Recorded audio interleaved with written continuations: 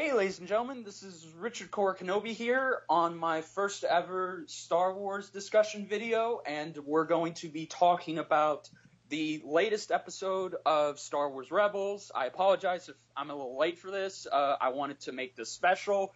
We're talking about episode 20, Twin Suns, and for this, I didn't want to just talk about this alone. I wanted to get somebody who really understands this just as much as I do. Somebody I respect, somebody who's now a new friend of mine. Ladies and gentlemen, please welcome Geekdom 101. That's very kind of you to say. Oh, thank you. Thank you very much. No, I appreciate it very much. And brother, I was flipping out at that episode so much. So getting to talk about it one more time is always a pleasure. Absolutely. Twin I was Suns. too.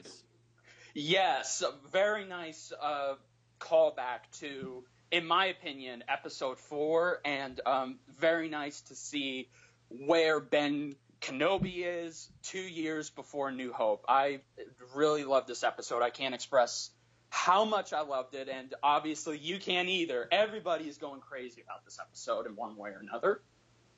Yeah, no, it's people are, it's very polarizing because most people love it, but there's still that, there's still some fans that weren't happy about what ended up happening. But spoiler warning, we got to let everybody know, if you haven't seen the episode, we're going to get into what happened. So yes, absolutely. So spoiler warning, this is your last chance. Darth Maul dies. Yeah, shocking. And yes, very shocking. Even though we saw this coming, we very much knew that he was going to have to die sooner or later. And what's interesting is that Dave Filoni said a long time ago that he originally wanted Darth Maul to die by Darth Vader's hands. That's right, at the end of season 2. Yeah. Yes, absolutely. And I was hyped for that, but at the same time, when that didn't happen, I understood the reasoning, because that gave me hope that, okay, we're going to see Ben Kenobi and Darth Maul face off one more time, and that's where Maul will eventually meet his end. And I'm happy they did not did not disappoint. This was probably, in my opinion, out of all of Star Wars Rebels, this was one of the best written episodes and a great way to finish off old connections. Yeah, I agree. And the thing is about the Vader thing is Vader versus Maul, I think would have been, that's just a pure like fanboy fantasy, but when you look at it from the logical perspective of what I would call Star Wars power scaling, it would have been just as bad as Obi-Wan versus Maul as far as, who would have won the fight, because there's absolutely no way that Maul would have even stood a chance against Darth Vader at this point in the saga. No. Right? And even you could even argue, like, even if you took episode 1 Maul and put him against, episode 4 Vader, Vader would have chopped him up then too. Just Maul was just not on Vader's level in any way. No, absolutely.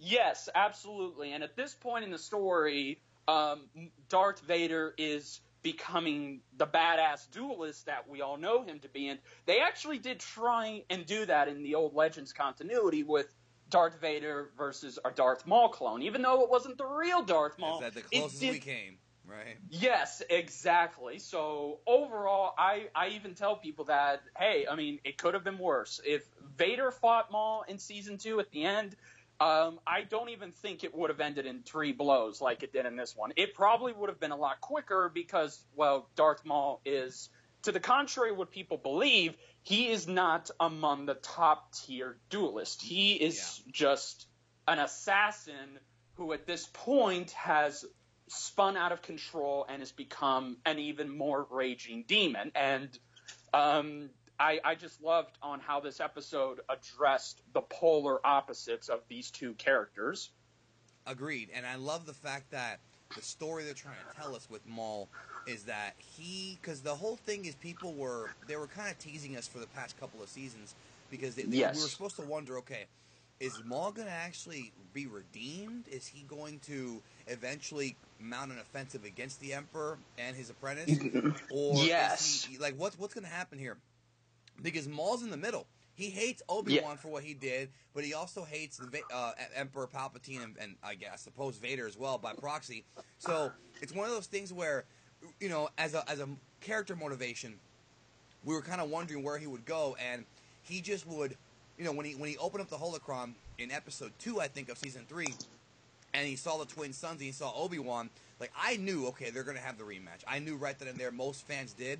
And what happened was I feel like had he never done that, or had the holocron never showed that vision, he may have actually moved forward from it in a different way. I'm not saying he would have forgotten about it, but I'm saying he would have probably focused more on the Emperor than Obi-Wan. But when he saw that, it brought back those old feelings of anger and rage. So essentially, even though Maul was a cool character, he was a character that, you know, a lot of people love, he was not a good guy at all, and he still let the dark side consume him. Even though the Sith took everything away from him, he still let the dark side consume him at the end of the day, and it cost him his life.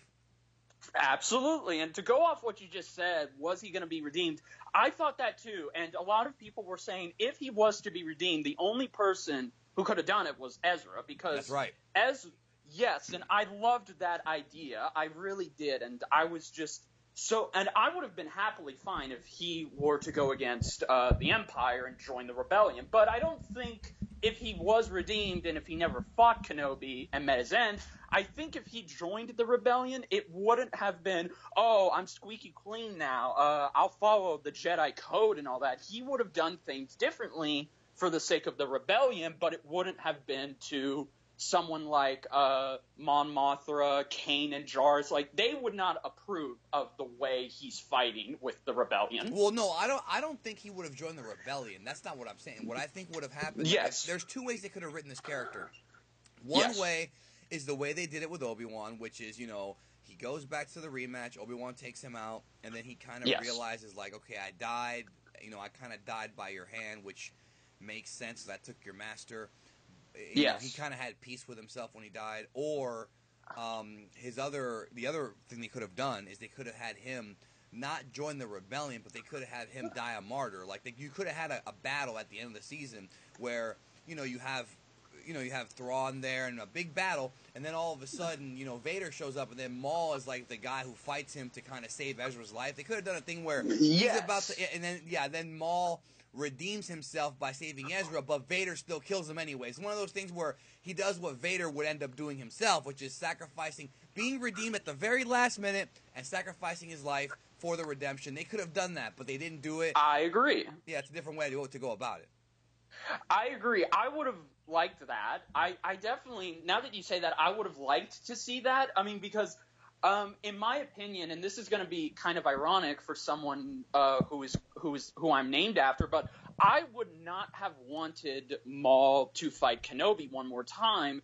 I would have wanted him to basically eventually sacrifice himself for Ezra and Ezra alone, have him fight Vader, and have him be redeemed. So it foreshadows that it actually does foreshadow Vader's own redemption in Episode 6. And I think that would have been very nice, and I just think that would have been overall better storytelling. But for what we got in this past episode, I definitely think they pulled it off so beautifully. And I also do like, for those hardcore Star Wars fans that know, this is kind of in some way making the Old Wounds comic, where Obi-Wan and Maul did fight a long time ago, in 2005, I believe.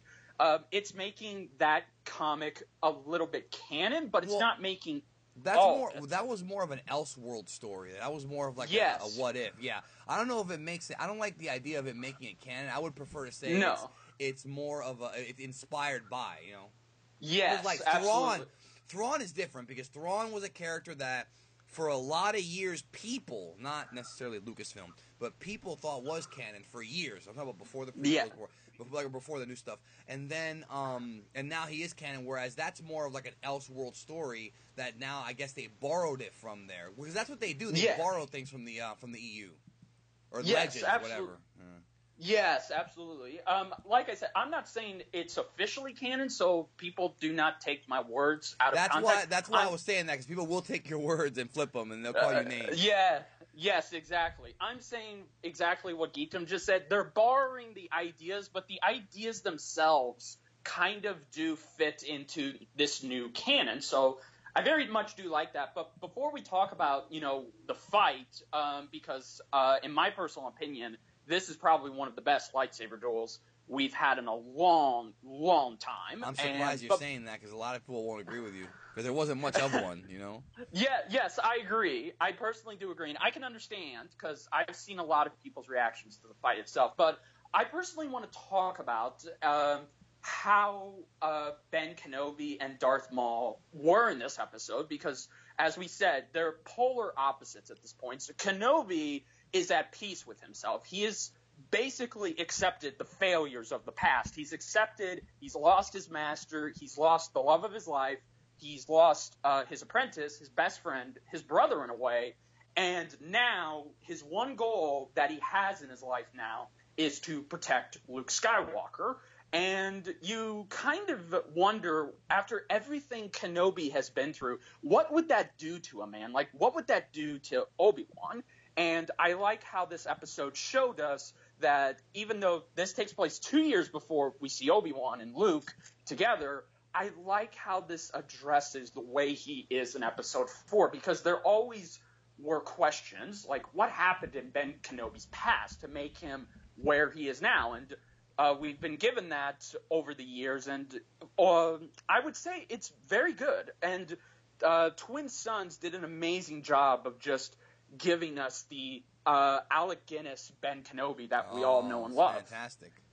Yeah, so, and also, too, we look at Maul. We see how he was raised and tortured from a child to an assassin to basically under the belief that he was going to be a Sith Lord, and then have him kill Qui-Gon, be defeated, nearly killed by Obi-Wan, then come back thanks to Clone Wars, and now he has a new purpose. He had a new purpose. He wanted to redeem himself for his master, make sure that he could please him with taking over Mandalore, having his own army, but of course that did not work, and the Emperor took a lot more from him than, in my opinion, Obi-Wan did, because all Obi-Wan did was cut him in half, and but the Emperor arguably took more, because it's like if somebody he left him out in the dust, bro. He left him out in the dust, pretty much. Exactly. Yes, exactly. Like, and that kind of hurt Maul a little bit more than Obi-Wan did, because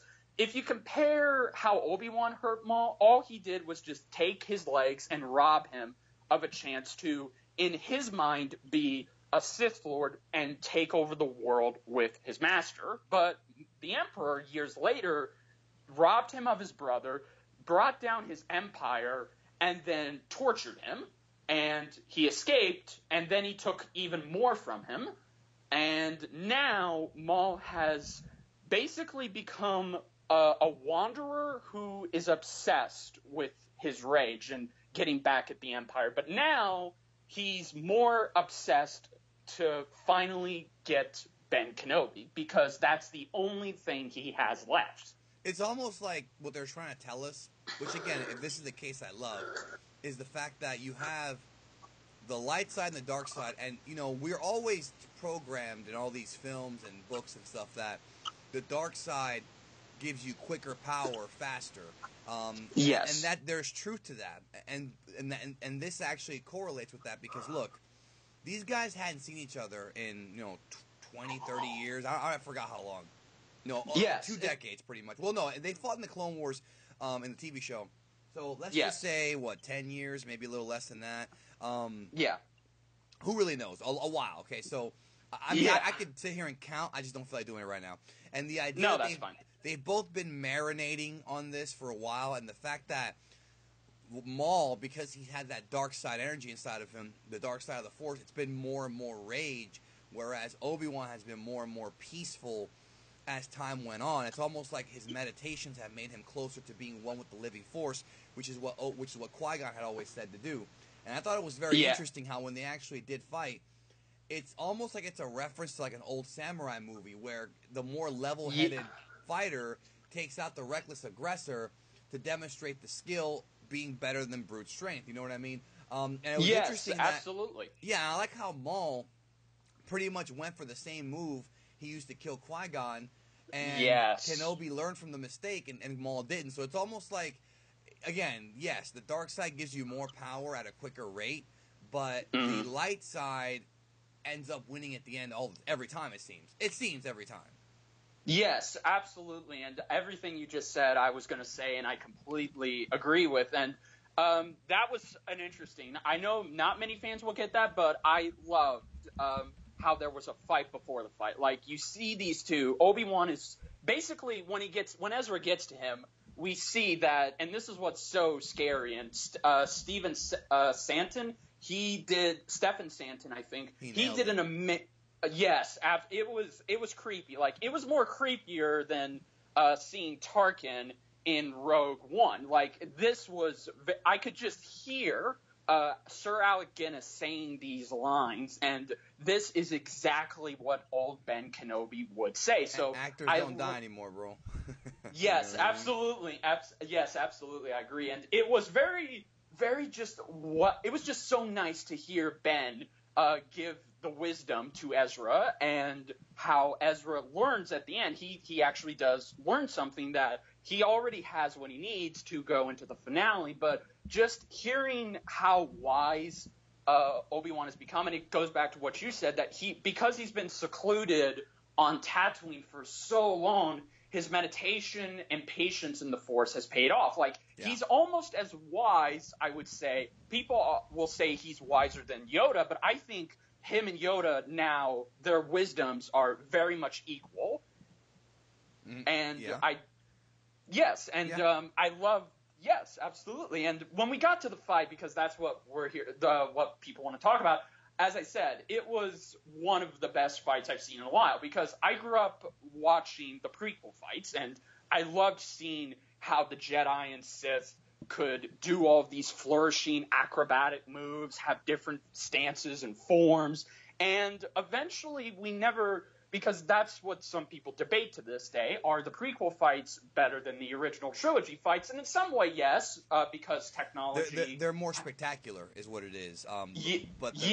But the OT fights are more methodical, and that's why I like how in Force Awakens you had a little bit of both. It was a good little mix there. And that's one thing I did want to bring up real quick, too, is that the whole... because there are some casual Star Wars fans who believe that Obi-Wan should not be as strong as he was. And I did a video with Stupendous Wave where we broke it down. Yes, when they shot the original fight with Alec Guinness, and I think it was David Prowse in the Vader suit in Episode 4 in 1976. When they shot it in 1976, the movie came out in 77. Yes, they were old. The fight was not the best. What they've done since then, however, is they've somewhat done what I would consider a bit of a retcon in a good way, and that is explain that the fight was a lot more methodical because Vader was more cautious of his old master, and because Obi-Wan was stalling for Luke to come out. So it does make sense. The reality is, that, again, even though we have our reasons to why the fight's like that, in the real world, in the Star Wars universe, Obi-Wan could have done all those crazy flips, even in Episode 4. All that crazy nut stuff he did against Anakin, he could have done it because there are countless examples in Star Wars of old men doing stuff like that. Like, Yoda, like, Dooku. Yes. Age means nothing to the Force in Star Wars. Absolutely. And I was just going to say also, too, Luke Skywalker in the old EU, he was around Obi-Wan's age. Oh, he was and an animal. He was doing... Yes, he was doing all of these crazy flips and flourishes that old Ben could have done. But I think the reason that old Ben does not do those things anymore is because he either has gotten to a point where he knows that doing these things will do nothing for his body because he's not the younger man he used to be. Because when he was in his prime, he was a fucking badass. He was one of the best lightsaber duelists of all time. And there's a reason why he defeated Anakin the way he did, because Anakin and all of the other duelists had different perceptions on how they go about fighting, while Obi-Wan's could be farther from them. But don't forget how during the Maul fight, Obi-Wan changed his forms. Yes, exactly. That's what I also loved. Like, he went from the classic Sarisu style pose, which I love. He went to the Form 1 Shicho pose, and then finally, really, this is where I geeked out. No pun intended. This is where I just went crazy. Right. He used Qui-Gon's Ataru stance, Form 4 stance, and I was just like, oh my god. And the way Maul tried to kill him, because a lot of people will say... It's almost like Obi-Wan was suckering him in. Yes, exactly. Right? And I can just see in Maul's mind, he's like, oh, you're using your master's pose, your master's stance. Well, then you'll die the same way he did. And then, boom, he tricks him and takes him down because Obi-Wan has grown more. He still has that level of skill that surpasses any modern-day duelist, which is not that hard because most of the Jedi are extinct. So he still is... yes, he's still a badass. And I actually now say, because a lot of people said, oh, the fight should have been longer. It should have been like Ahsoka versus Vader. It wouldn't have made sense because of how strong Obi-Wan was. Why would you drag that fight on? That's what I was going to say, yeah. And that's the thing. I was one of the few people, when they showed Obi-Wan at the end and we were going to see them fight, I was actually not expecting this fight to be dragged on because it would make no sense. It would completely contradict to the episode 4. And Dave Filoni and his team had the difficult task of trying to make old Ben's fighting style make sense. And because of Rogue One, how we saw Darth Vader at the end take out all those troopers, he could have done that in the fight. And now we get to old Ben, the way he took down Maul in 3 moves, he also could have.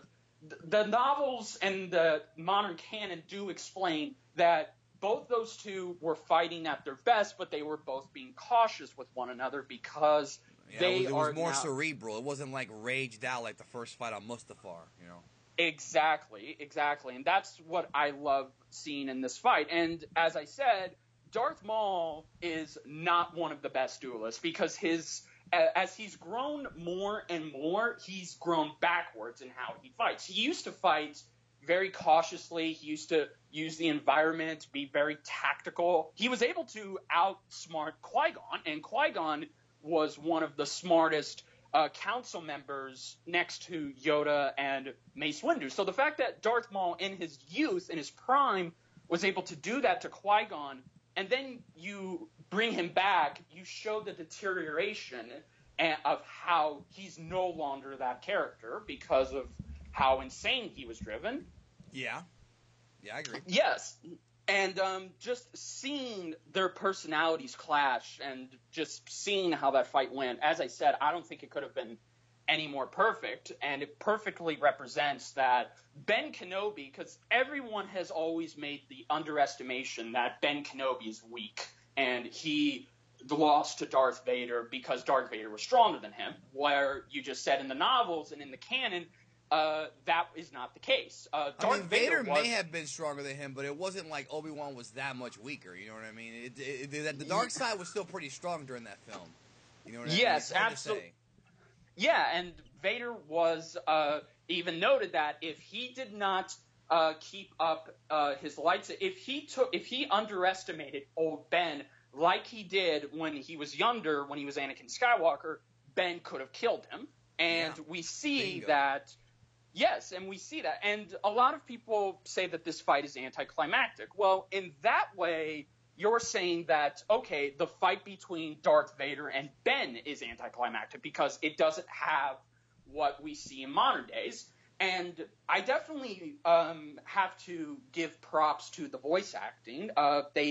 Sam and Steven, they did an amazing job perfectly capturing these characters and this final time we see Darth Maul. And also what I really loved, I've been seeing this a lot more, people are very sad that Darth Maul is now gone. And because he was a very interesting character in watching him in Rebels. I mean, he kind of was the big reason as to why I watched it, really. Yeah, yes, same here. And I had been watching Clone Wars for a long time before Rebels, and when I saw Darth Maul and how he came back, I was like, oh my goodness, this is very interesting how they brought him back. And to see him come back at the end of season 2 was even more of a treat. And I definitely am happy on how he's grown into a complex character because the old character was never like that. He was an interesting character when he was first created because he had a double-bladed lightsaber and he was a new race of alien. But he was never a three-dimensional character when you really look at him. That's right. And when you look at him, really the guy who made that character was Ray Park. Because Ray Park, when you watch that movie, because I rewatched it recently, you're right, there is no character there. But the thing is, Ray Park's such a badass with his flips and it was all him. Remember, that's all Ray Park. Yes. Being such an athletic gymnast that he is. we're seeing this devil-looking character who they have that awesome fight in the sand.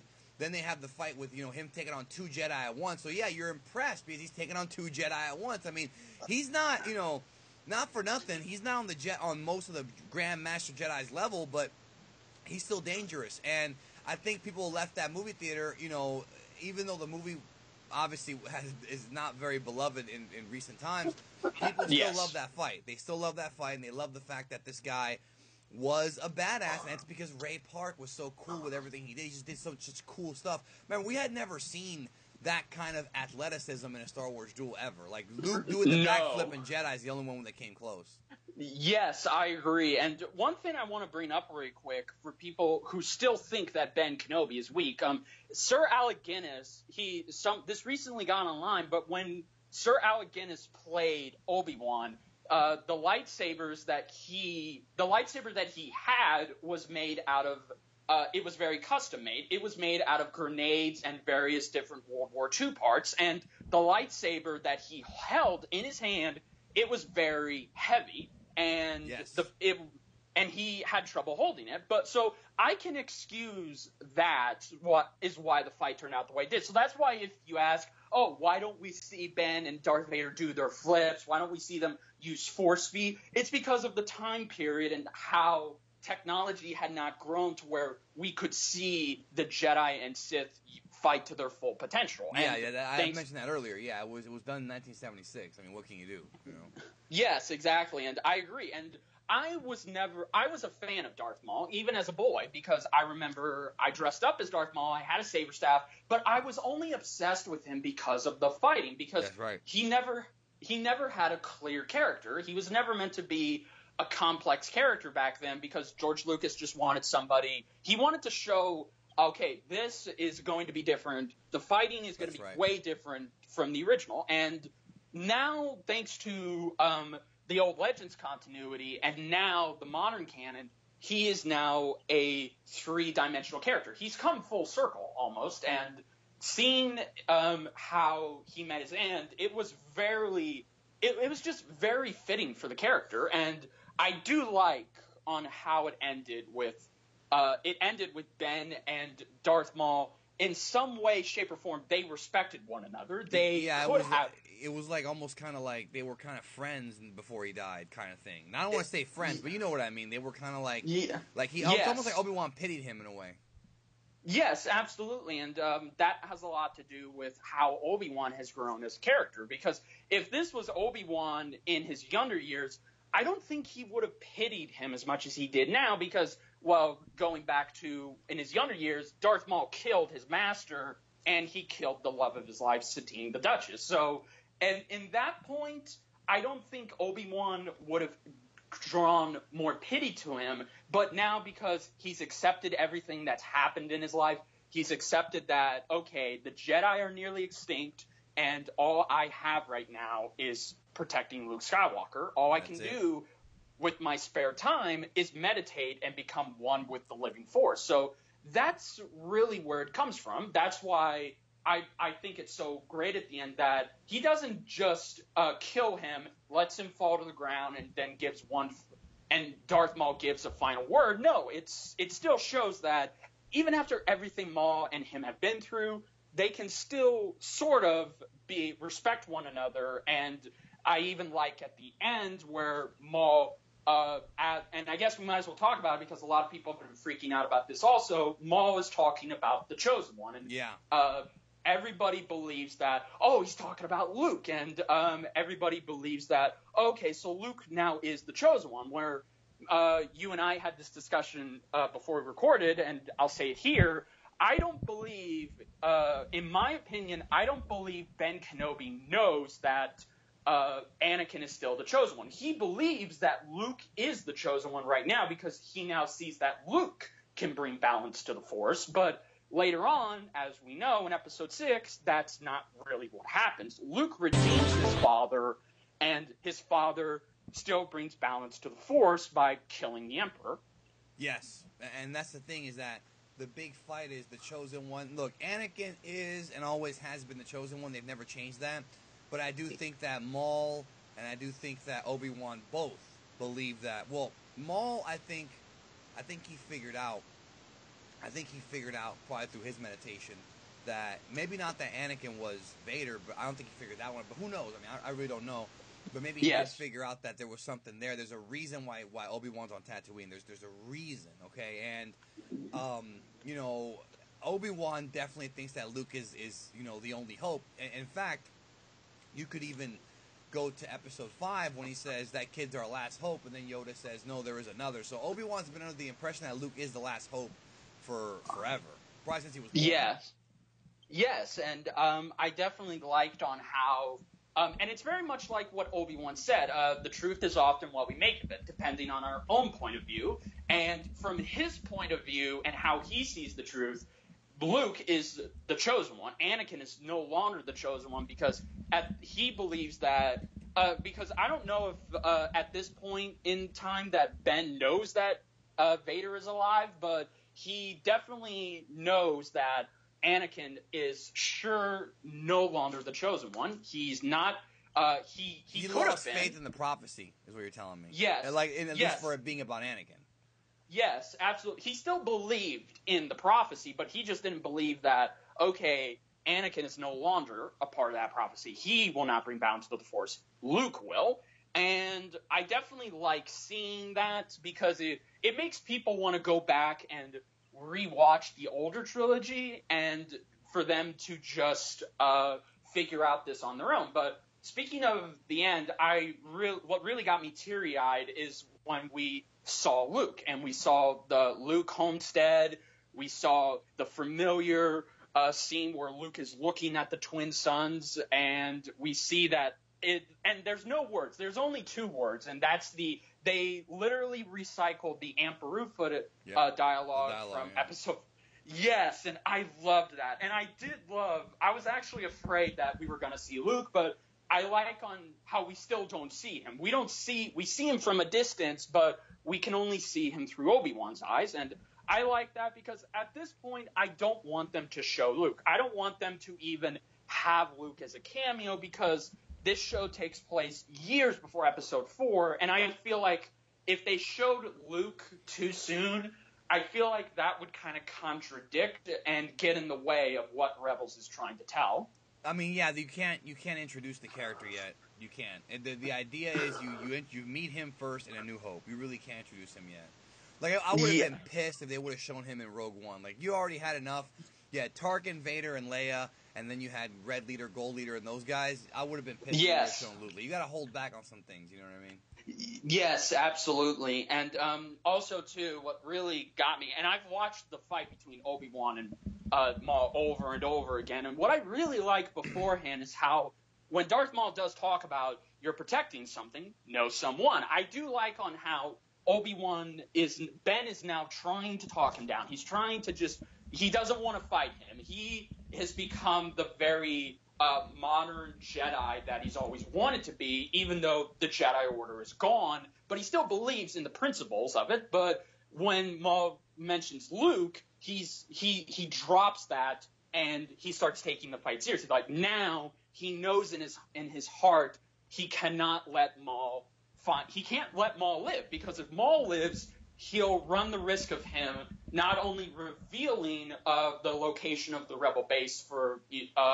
Team Kanan, Ezra, and all of them, but then he'll reveal the location of Luke Skywalker, and he'll tell them that this boy is a Jedi. So you understand why Obi-Wan now has to even further take him down. Well, even though I don't think they would have said he was a Jedi, but they would have said he was the son of Skywalker, which I think would have been a bigger deal. You know what I mean? Because Jedi, he's not a Jedi. It wouldn't even matter. But the fact that he's the son of Skywalker, I mean, Maul could have, for all intents and purposes, in an alternate universe, Maul could have taken Luke captive and used him as bait. He could have told, and Vader would have found out.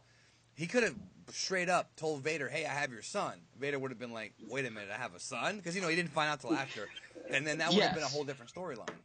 That's a pretty good little Elseworld scenario right there, Absolutely, yes. But I just loved, and again, I understand people were disappointed with this fight, but I don't think but we live in a day and age where Star Wars has more or less become, it's still about the characters and the world, building the world and the philosophies, but people now, because of the prequels, they expect awesome lightsaber duels. They expect spectacle lightsaber duels. They don't expect lightsaber duels to barely be about the lightsabers. It's just talking, and it's a battle of the minds, and it's like an old samurai film. Like, people, I guess, do not want that. They just want to see fights being... Some people. Yes. Some people, yes. And like I said, I think this was the best way they could have gone about it. And this whole episode was... It's arguably going to be everyone's favorite episode of Rebels. And I think, given how Rebels has been doing, I definitely think that's a great thing, because it just makes this episode tie in so nice with episode 4, and I definitely can't praise it enough, other than saying that, yeah, I mean, on all accounts, this episode did everything we wanted right. I mean, it didn't fill everybody's expectations, but you can't do that. You can't fulfill everyone's, because if Dave Filoni would have said, okay, I want this fight to be just like a Clone Wars fight. I want it to be dragged out. We need to have some dialogue. We just need to make it appeal to the fans. And I like on how they took a risk with that for this fight. It made the most sense, man. Honestly, it made the most sense. It did, and it shows us, and thanks to Rogue One and now this episode, it definitely gives us bigger insights into how powerful. I mean, we already knew this. As hardcore Star Wars fans of the old EU, we knew how powerful Ben Kenobi and Darth Vader are, but most casual fans don't know that. They really don't know how powerful these two are. Well, the EU, remember, the EU is Legends now, so it's take it or leave it, you know? Yes, exactly. And I definitely like on just how this episode treated both characters. Like, they could have went a different direction, and they didn't, but I just really love how it not only showed us where Ben Kenobi is, and it showed us how Darth Maul's story ends. It shows us that these two have grown. These two have definitely grown as characters, but they've grown into complete opposites. And I think it's more satisfying here, but it definitely would have been satisfying if they didn't bring Ben Kenobi back. And like you said earlier, if Maul just sacrificed himself to save Ezra by fighting Darth Vader, which alone would have been a badass fight. But if people think that this fight was short, just picture in your head how that fight would have gone. Like, Vader would just toy with him and kill him quickly. He would not even consider him a threat anymore. Yeah. We mentioned that earlier, man. Yes, I know. I just love, just to make sure that people didn't hear, I just want to reiterate that and just make people understand how the broad scope of this goes. But I definitely enjoyed this episode. I definitely think it made Rebels. If anybody has been casually watching Rebels and they've been turned off by this season, even though this season has been good, it's been very good. You should definitely check out Geekdom 101's reviews. But if you've been turned off by Rebels, I definitely think this is a good place to bring you back and make you look at these things from a different point of view. It definitely makes me appreciate not only Obi-Wan, but it makes me appreciate Darth Maul, and it was nice on how it tied into what's going on in Season 3 of Rebels. So it wasn't just an episode devoted to Ben and Darth Maul. It was devoted to what's going on in the storyline. Yep. Agreed. Yes. And I definitely am looking forward to seeing how Rebels ends. I think the season finale is this Saturday, and definitely going to be checking that out. I don't know about you. Season 4 is coming, of course. Season 4 is coming, but I think that's going to be the last season. Season 4. I definitely think so. Yes, quickly. I think it is because they're too close to New Hope now, and there's not much to be told. Maul's dead, so that storyline's out the window. Ahsoka, I mean, who even knows if she's really dead or not, but still, like, yes. Yeah, we know where Vader is at this point in his life. The only character that I know for a fact, because they have to tie it in, they're most likely, in my opinion, going to introduce Han Solo and where he is before we see him in his movie. Really? And I don't know that for sure. I don't know that to be confirmed, but it's what I expect, because he's going to be just like how he is in Episode 4, though. That is true, yes, but they could do something. They could do something to try and, I don't know, because I mean, it's argued that Ben Kenobi, this is 2 years before we see him in Episode 4. So if season 4 is the last, I definitely think they're going to try and, okay, they need to end all loose ends. They need to tie in some things, because Rogue One tied in with season 3 with Saw Gerrera, even though it's Saw Gerrera when he was way younger and he wasn't completely a machine.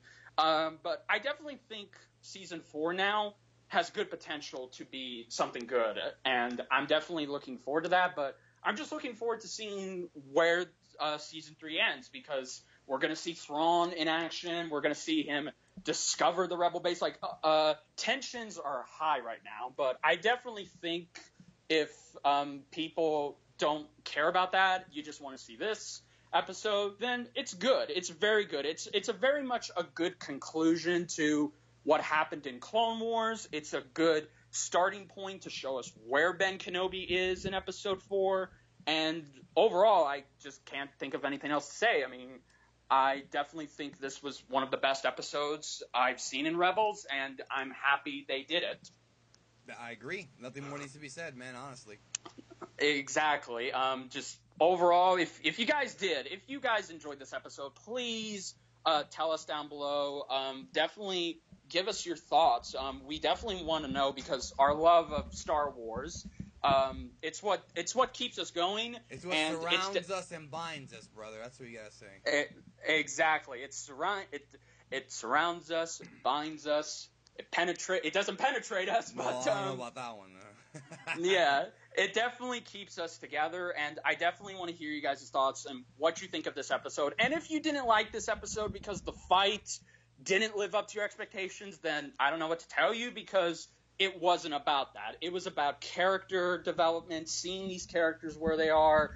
It was about just a battle of the minds. It wasn't a spectacle battle, and I'm glad it didn't turn out like Vader versus Ahsoka was good because of the circumstances around that, but this fight, in my opinion, was just slightly better because it gives us something we haven't seen in a while, and I definitely hope that Lucasfilm can give us more of this in the future, because I would definitely, if Episode 8 had fights like this, then that would make it a lot better for me, because I'm an old fan of how you don't have to – you can do spectacle in modern-day fights, but I'm a fan of blending the two.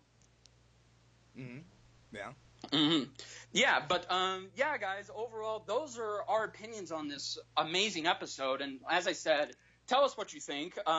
And definitely subscribe to Geekdom 101 for all of your – if you guys like Dragon Ball Z, you'll love him. I've definitely been a fan of his, and I've been checking out all of his videos. So if you want to keep up to date with what's going on in the world of Dragon Ball – or if you just want to, he talks about Star Wars as well. I'm working on some new Star Wars content. I have to really brainstorm it. I'm trying to do a series called Star Wars Simplified, where I want to take concepts and pretty much explain them as simple as possible.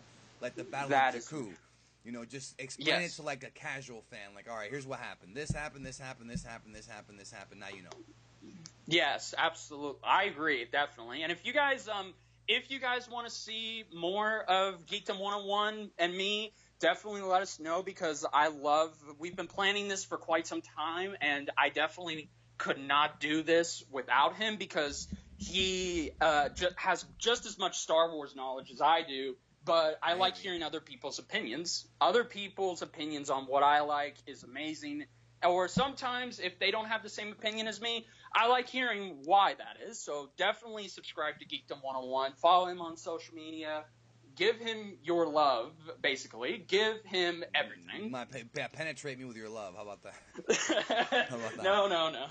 No, it's all right.